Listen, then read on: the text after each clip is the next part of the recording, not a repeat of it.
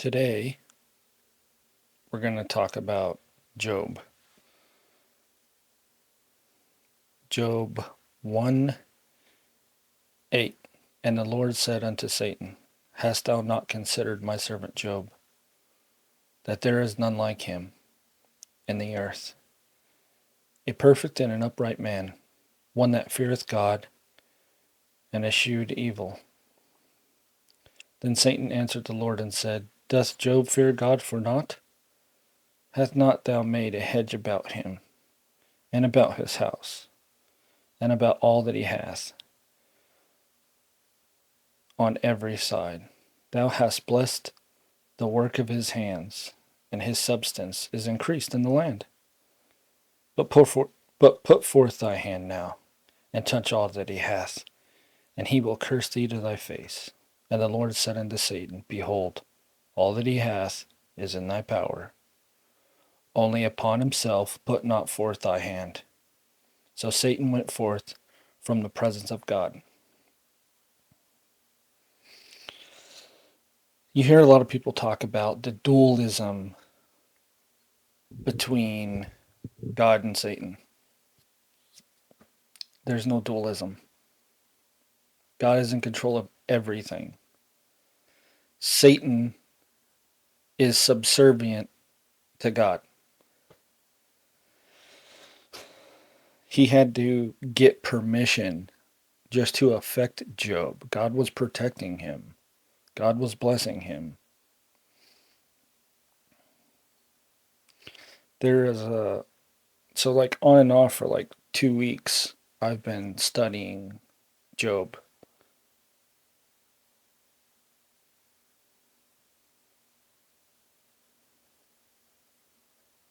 And growing up, a lot of people talked about Job and talked that it was basically a story about keeping your faith. There's so much more to Job than just one thing. One, Satan has to get permission to affect God's people. Two, there's more information about the creation of the earth in Job than there is in Genesis. There's so much here. I'm just like, I feel like I can study this for a month and I would still be studying this. So let's go to the other thing that I really was thinking about was right here in part in Job 16, 1 through 8. Then Job answered and said, context, Job's friends, his counsel, is blaming Job for the things that are happening in Job's life. They're supposed to be godly men. They're claiming to be wise, and a lot of the things that they said happen to be true, but they're not accurate in Job's case. They're not comforting him.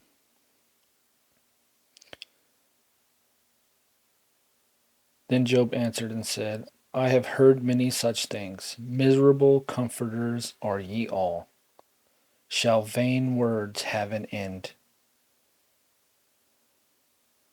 Or what emboldeneth thee thou answerest? I also speak as ye do. If your soul were in my soul's stead, I could heap up words against you, and shake mine head at you. But I would strengthen you with my mouth, and the moving of my lips assuage your grief. Though I speak, my grief is not assuaged. I don't know how to say that word. I just heard it like 5 times today when I was listening to this. And though I forbear, what am I eased? But now he hath made me weary. Thou hast made desolate all my company, and thou hast filled me with wrinkles, which is in the witness against me. And my leanness rising up in me beareth witness to my face. He loses his children. He loses all of his cattle. He's got boils on his skin. And the thing that really affects Job is his best friends. The guys that were supposed to be there to comfort him. They didn't uplift him.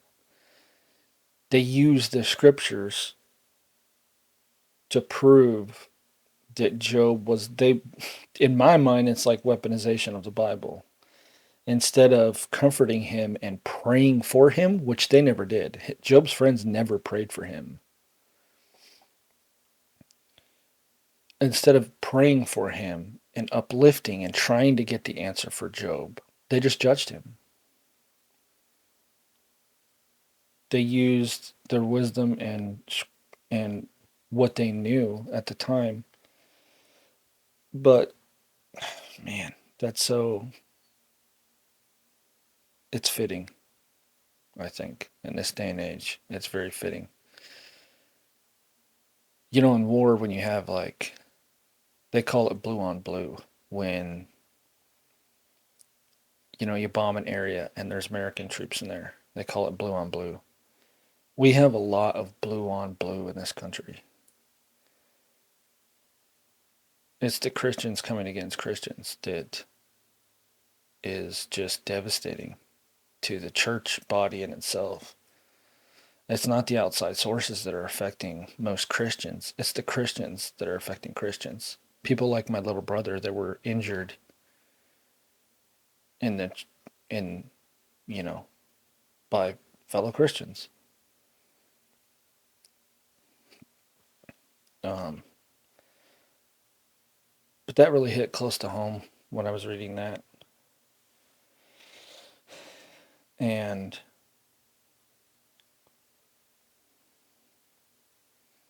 there's just so much to Job. I would just encourage everybody to actually study Job.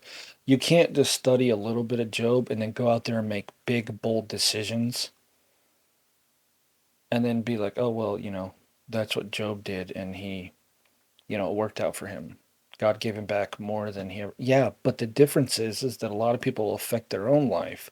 They make big decisions. They go out there, they read a little bit of scripture. They're not really in depth studying it, breaking down some of the words, and really thinking about the way that the sentences are laid out and the scriptures are laid out. They take a little bit of information, they make big, bold moves in their life. The difference about Job is Job didn't do it, God did. God allowed it to be taken away. See, we look at Job and we think, oh my gosh, that's horrible. Why would God take his children? That's because we're focused on here and now. We wrap our whole world around this right here. What we're living, what we're seeing, what we're thinking, what we're feeling, what we're smelling, tasting, this. We think that this is all that matters. This is not all that matters to God. He wants us to be in the heavenly space with him. So we look at it with our humanistic mind and we're like, that's horrible. Why would God take 10 of his children? Did Job not make sacrifices for his children all the time? He did. The Bible said that he was, let's see right here, perfect, upright, sincere, without guile, blameless, not sinless, but blameless. But he knew how to handle his sin with sacrifices. Job was a man of prayer and sacrifice. He made sacrifices for his children all the time. He was worried about them. As any good father would be, you're worried about your children. Just like God is with us. Well, he probably doesn't worry. He knows exactly how we're going to turn out, but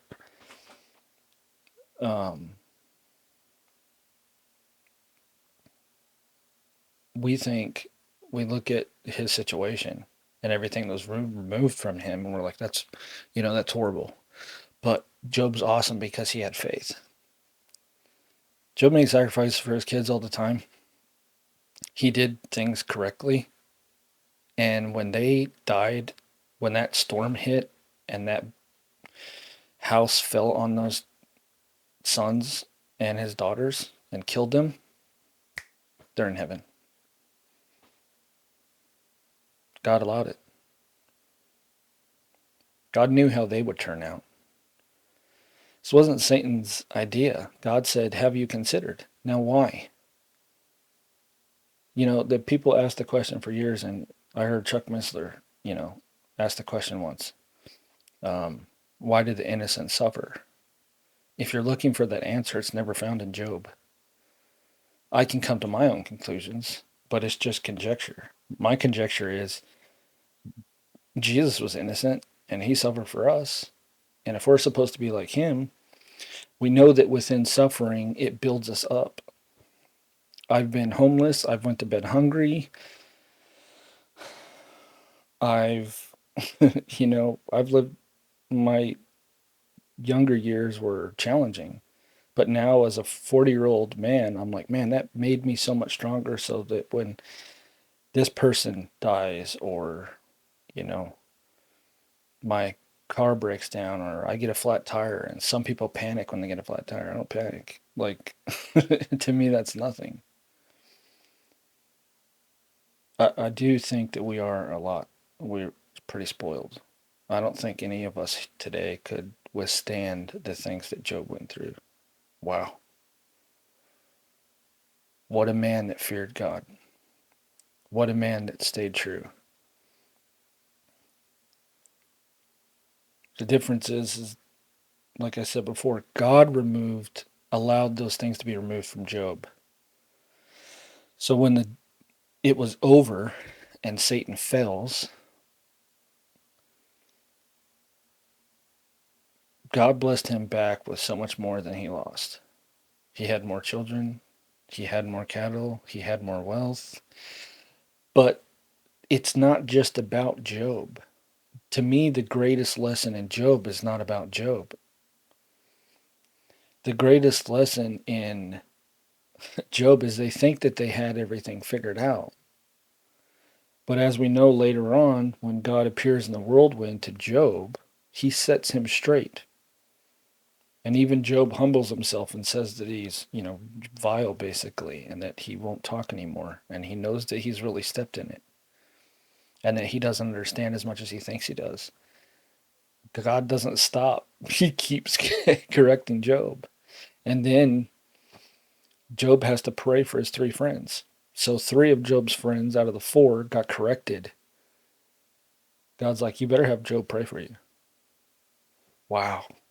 Wow. That's incredible to me. But to me, the important lesson of Job is we think we understand, but we don't. God has to teach God. God is the answer. The things that it's so deep and powerful. We also learn God's power and majesty, and everything is at God's command, and God is not surprised by anything. He is not surprised.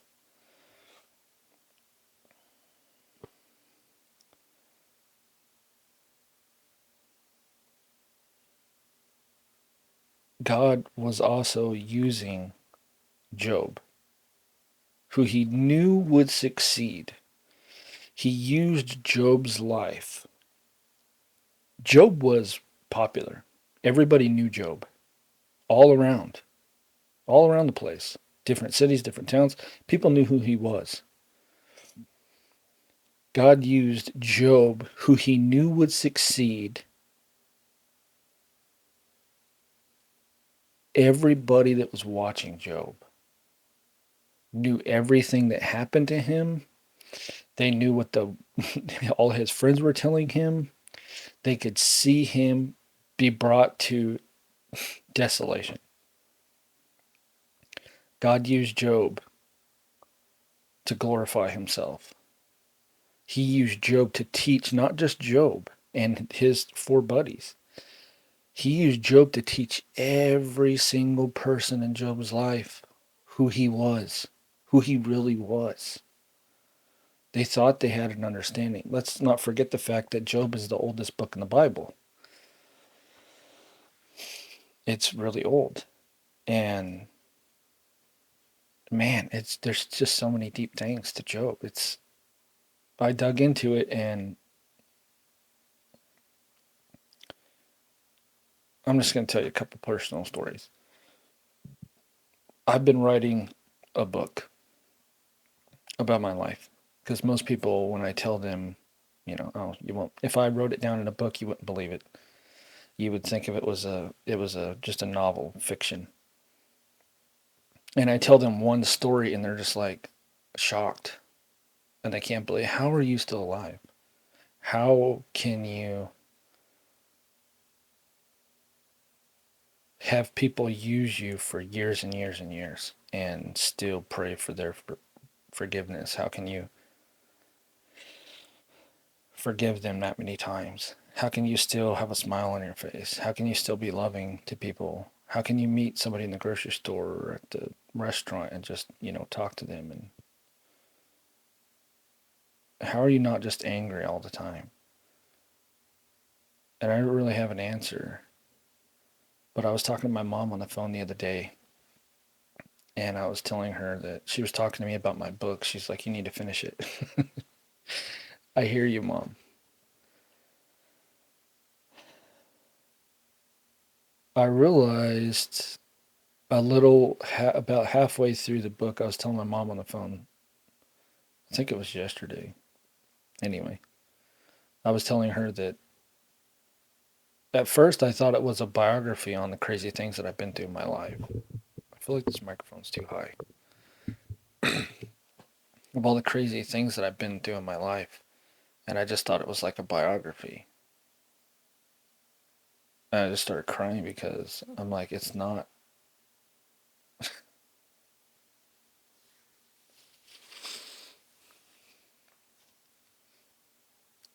The book that I've been writing about myself and my life to inspire people that sometimes good people go through bad things, but in the end, we're better off. I just cried and told her I realized, Mom, that my book is not about me. Job isn't really about Job.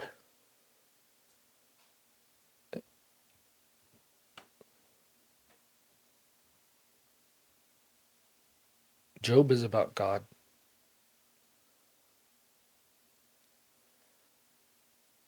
The book I thought I was writing about myself has nothing to do with me. It's about God.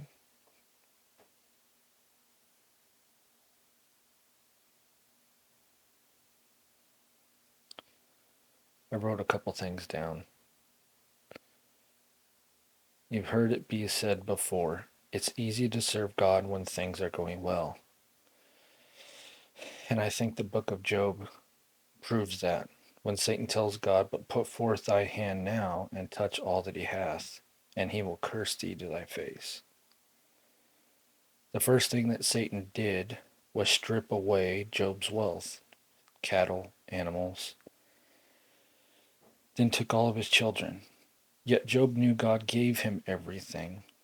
Only God has the power to take it. Makes you think, huh? Everything that happens, God allows or doesn't allow. See, we don't like that, do we? Because we look at things with mortal eyes and we see here and now. Who am I to question God? Did I make myself? I did not. Did I make the earth or the wind? Have I put the fish in the sea or the birds in the air?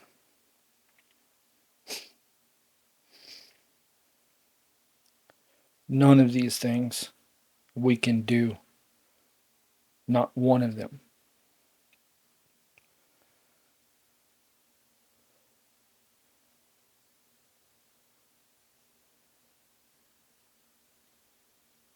Us humans like to be in control of everything. And we try to raise our kids correctly. We try to protect them. We train. Some of us have things that go bang in our house to protect our kids at night. And then they grow up a little bit and they go out skating with their friends. We don't have control of a lot in this life.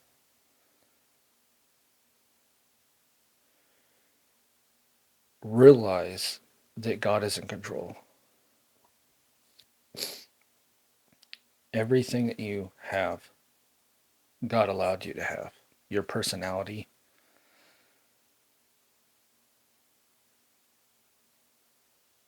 your beard. If you can't grow a beard, if you can grow a beard, your little traits that you have, everything boils down to God. But I would encourage anybody who ever watches me or listens to me talk about the Bible, dig into it for yourself. Don't just believe anybody that you see online, even if they're reading out of the Bible. You're like, well, that mine's a little bit. Sorry, my Bible, mine's a little bit different. Well, what version are they reading out of? See, the problem with the different versions is I'm going to keep hammering away on this because I feel like it's important. If you simplify a word with a different translation, a more modern translation, and you simplify that word, and then you take that word and you want to find the Hebrew or the Greek definition of that word, and you're doing that in Matthew, you're doing that in your doctrine that you're trying to get. You want to know correct doctrine, right? If you're changing one word, you're changing the doctrine. I use King James because I believe that that's the closest thing that we have.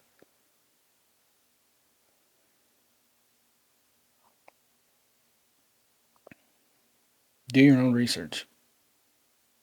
Study. Study where your Bible comes from. Don't just get on YouTube and watch a YouTube video. Dig out, get I don't know, literature on from a bookstore. Try to find, don't just Google, but try to find as much information as possible as you can for that. Don't go to TikTok to find something out because that's a lazy man's way of doing it. Stop being lazy. Your doctrine's on the line here. How can you teach others if you don't have your own doctrine worked out?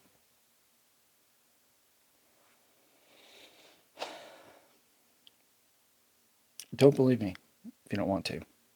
Dig into it for yourself. Study. Where does it come from? Where does this one come from? Where does that one come from? Oh, the Catholic Church owns most of these other ones. And they got it from this version. And that version we know is not correct.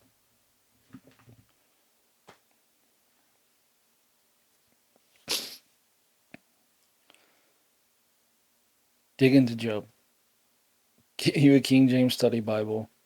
Get a King James Bible and study Job. Camp out in Job for a few weeks.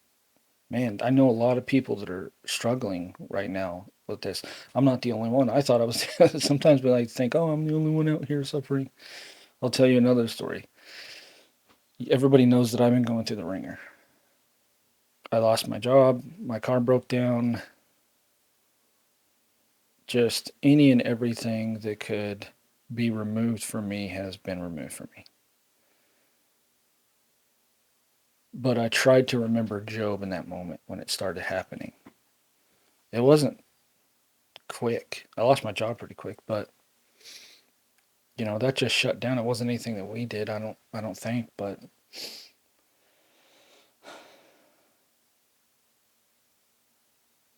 Job instantly knew, and so did his friends.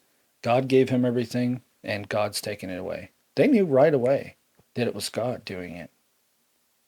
We sit around today and like, God, why is this happening to me? Why is this happening to me? I don't understand. I'm a good person. I pray all the time. I pray every morning. I drink my coffee with you. All these things. We think that that we're innocent and we shouldn't suffer anything. Job and everybody knew right away that it was God doing it. They were aware of it way back then, and we're not aware of it today. There's so many prosperity preachers and this preacher and that preacher, whatever. But my point is that they knew right away that that at the end of the day, it's God. He allows it. He allows things to happen, and he allows things not to happen. It doesn't allow it to happen. And I think it was last week. This year, I have been so tormented with mosquitoes. I've never been bit this many times in my life. I got bit so much I got West Nile and I was sick for like 2 weeks. My body hurt so bad. And one day I got bit up like 20, 30 times on my legs. I wasn't even outside for very long. And I just went out in the driveway and I was just like, God, I can't take this anymore. I'm sick of this. I'm sick of going to, I just felt like Job. And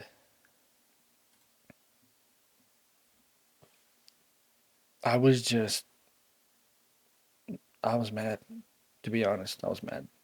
I was tired of being bit. I've been bit multiple times over a month. And I had to take the trash out to the curb. And I just started complaining to him. And I was just like, I am sick of this. I can't even enjoy my own yard. I can't go outside and play with my children in the yard, God. I'm getting bit up so much. No matter what I do, I'm just sick of this. I can't even, stuff's coming against me so much. I can't even enjoy my own yard with my children or take the trash out or shoot my bow in my yard. I can't even enjoy my own yard. I'm a prisoner of my own home. And he said, Job chapter 3. After this, Job opened his mouth. After this, opened Job his mouth and cursed his day. And Job spake and said, Let the day perish wherein I was born, and the night in which it was said, There is a man child conceived. Let that day be darkness. Let not God regard it from above, neither let the light shine upon it. Let darkness and the shadow of death stain it. Let a cloud dwell upon it. Let blackness of the day terrify it. He didn't even like the day that he was born. He was so distraught. Man. And as soon as I read the first line, after this, opened Job his mouth and cursed his day. I'm just like, okay, I need to shut up. I'm sorry, God. You're right. And I'm spoiled because Job went through so much more than I did. I'm complaining about losing my job and struggling financially and my car breaking down. And it's the first thing in my life that I've never been able to fix is my car. And I felt like a little child in that moment. He corrected me. And I just thought, I'm sorry, God. We're so spoiled. I couldn't even take half of what Job went through. I'm like, man, I'm sorry, God. We're so spoiled in this day and age. Not all of us. There's some people out there who go through devastating things. I don't want to, downplay that. So there's people that, go through really, really hard things. But in that moment, I felt like a little kid just whining. I felt like my daughter when she wanted more chocolate milk and I cut her off for the day. I felt like my little daughter. But I love you. I encourage everybody to dig into Job. Job, man, I've gotten so much out of it. There's so much more than I even talk about, but my goal is not to break this down and go through the whole thing every week, 23 sessions like Chuck Missler or people like that. That's not my goal. My goal is to get you to get off of the devices and pick up the Bible after you watch a video like this. I want you to study the next day. I want you to study, pick up the word, go along with me or whatever. Go to all the, just start going through it. Or shut it off halfway through. I don't care. As long as you pick up the Bible. That's what I want. I want people to pick up the Bible and study it for themselves. There's so much deception around the world. There's so much deception within the church and out of the church. It's everywhere. That I think just about every preacher is talking about that lately. But I love you. Dig into the word. Somebody's life might depend on it. It might be yours. It might be your dad, your mom, your sister, your uncle, your cousin, your step aunt. I have no idea. It could be anybody in your life. It could be somebody that you run into at the gas station every morning to get your coffee before you go off to work. I experienced that. I always wanted to talk to this lady about the Bible. And one day I came in and she was gone. She's dead. She died of cancer. I never got the chance to talk to her about it. I should have been late to work and talked to that lady about the Bible. I learned a valuable lesson. Speak up.